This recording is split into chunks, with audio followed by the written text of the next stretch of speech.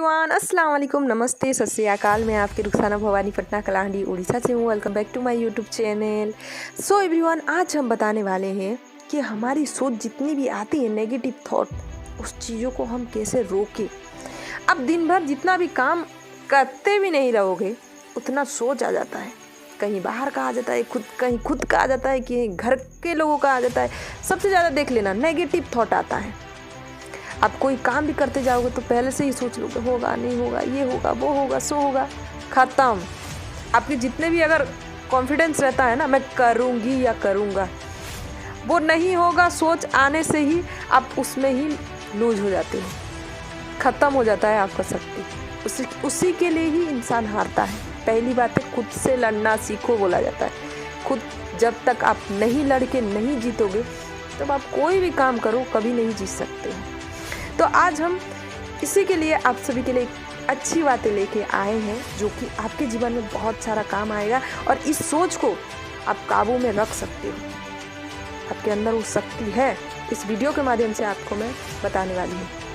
एक लड़का first class student, बहुत अच्छा पढ़ाई करता था स्कूल में। वो एक दिन बहुत परेशान होके जाता है अपने गुरु के पास और बोलता है, गुरुजी मैं और पढ़ाई नहीं करूँगा। तो गुरुजी बोलते हैं, क्या हुआ बेटा, कोई परेशानी है? बताइए, आप तो कितना अच्छा पढ़ाई करते, अव्वल भी आते हो, लेकिन अभी क्या प्रॉब्लम पड़ गया आपको? तो वो स्टूडेंट बोलता है कि गुरुजी आगे की ज़माना देखो बहुत अच्छे थे, जितने भी स्टूडेंट आते थे बहुत अच्छा से पढ़ाई करते थे, लेकिन मुझे अभी अच्छा ही नहीं लग रहा है, क्योंकि मैं जब पढ़ाई करने टाइम हो या कुछ भी काम करने टाइम में देखता रहता हूँ कि सब अपने मोबाइल में ही व्यस्त रहते हैं। कोई चिल्लाते रहते हैं, कोई खिलखिलाते हंसते रहते हैं, कोई मोबाइल पे बातें करते हुए चिल्लाते रहते हैं, कोई वीडियो बनाते रहते हैं। पढ़ाई से ज़्यादा तो उन लोगों को मोबाइल पे इंटरेस्ट है, अपने बातचीत पे इंटरेस्ट है। और इसी के लिए मैं बहुत डिस्टर्ब हो जाता हूँ और मैं इसी के लिए गुरुजी और कॉलेज जाऊँगा तो और ज़्यादा मैं पढ़ाई नहीं कर पाऊँगा, तो इसी के लिए मैं पढ़ाई छोड़ दूँगा ना गुरुजी। तो गुरुजी आइडिया निकालते हैं, सोचते हैं कि इसको पढ़ाई का इतना एक नंबर लड़का को हम इतना आसानी से जाने नहीं देंगे। ठीक है, बताने से तो कुछ नहीं होता है, करके भी दिखा देंगे। तो गुरुजी बोलते हैं, जाओ बेटा आज शाम ही तुम जाना, तुम तो भगवान को बहुत मानते हो, और आप जाओ जो भी मंदिर आपको जो भी अच्छा लगता है, जो मंदिर को जाने से आपको सुकून मिलता है, वो मंदिर जाना, दर्शन करना, और एक लॉट ग्लास समझ लो, ग्लास लेके जाना और फुल पानी पूरा फुल भर के 3 बार परिक्रमा करना, 3 बार घूमना उस मंदिर को, पूरा राउंड लगाना। तो बहुत खुश हो जाता है, क्योंकि वो सब कुछ मानता रहता है, गुरु का बात कौन मानेगा नहीं, बताओ। तो वो जाता है शाम को मंदिर, जाता है दर्शन करता है भगवान का और 3 बार परिक्रमा भी कर लेता है। सुबह होता है, फिर से स्कूल आता है, गुरुजी को बहुत खुशी से बोलता है, ये गुरुजी मैंने कर दिया, और आपने क्यों बोला मुझे ये करने के लिए, कोई हल होगा क्या? तो बोलते हैं, सुनो बेटा, तुम जब परिक्रमा करें तो तुम पानी ग्लास कैसे हुआ बता सकते हो? नहीं गुरुजी, मैं पूरा ध्यान लगा के पूरा घूमा 3 बार, मैं पानी का, हाँ 1-2 बूंदा गिर गया, क्योंकि मैं चलते चलते गिर तो जाएगा ना गुरुजी, बोलता है लड़का स्टूडेंट। फिर जब गुरुजी पूछते हैं, तुम मंदिर किसके लिए गए थे?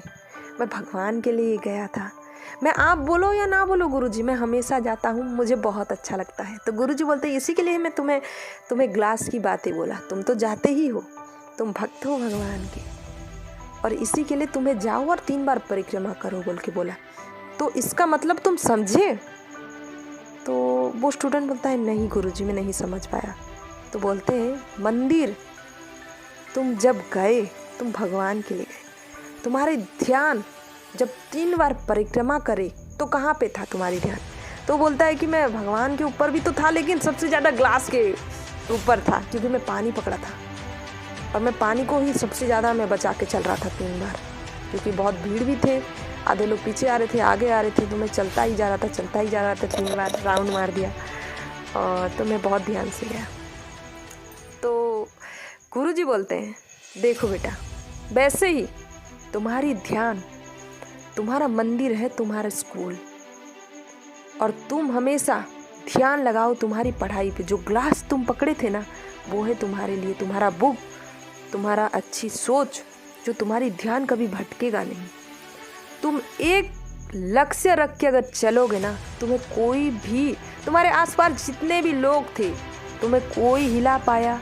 मंदिर पे भी घंटी जोर जोर से बजता रहता है, जगराता होता रहता है, बहुत लोग चिल्ला चिल्ला के भी रोते रहते हैं, गुहार करते हैं भगवान से। कोई तुम्हें डिस्टर्ब किया नहीं कर पाया। तुम्हारा ध्यान किधर था?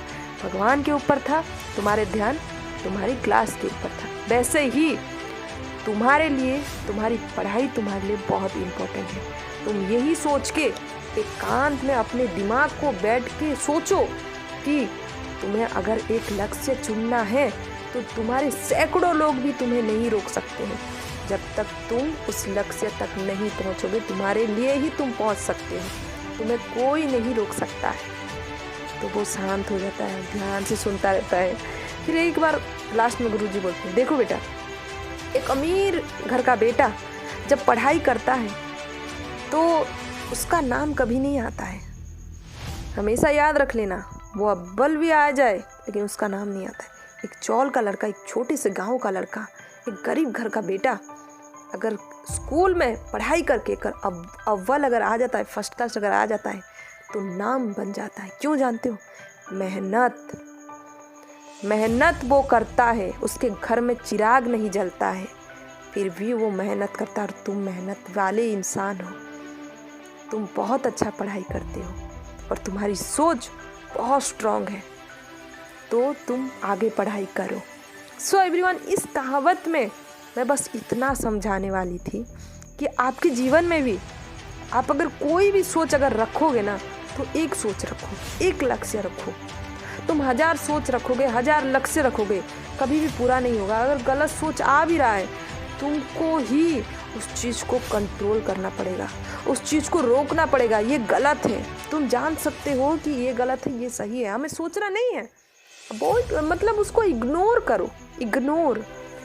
तुम्हारी सोच सही थिंकिंग आने लगेगी। देख लेना, मैं जीतूंगा, तुम फुल कॉन्फिडेंस हो ना, तो मैं जीतूंगा, तो मैं जीतूंगा। तुम्हारा हाथ पैर, जब एक रनिंग करते हैं इंसान, उनको पूरा विश्वास होता है। क्यों?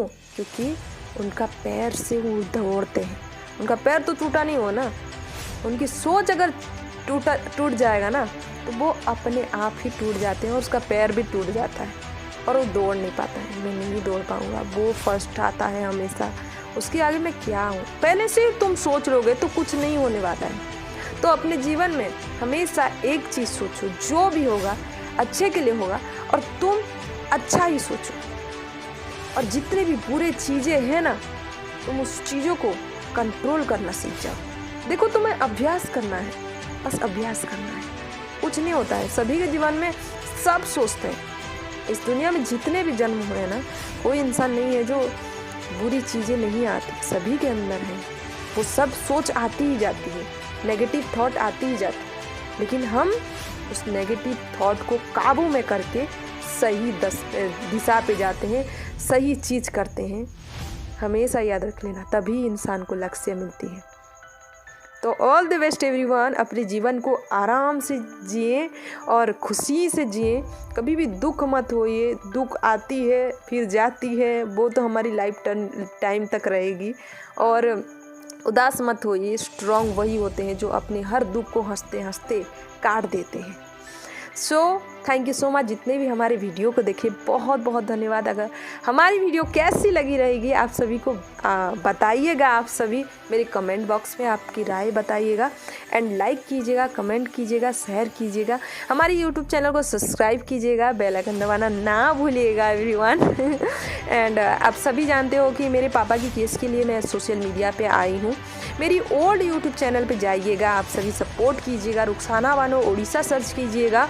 मैं डिस्क्रिप्शन बॉक्स में भी लिंक दे दी हूँ, फेसबुक में भी मैं लिंक दे दी हूँ। आप सब जाइए, मेरे पापा के जितने भी वीडियो है, मुझे सपोर्ट चाहिए आप सभी की।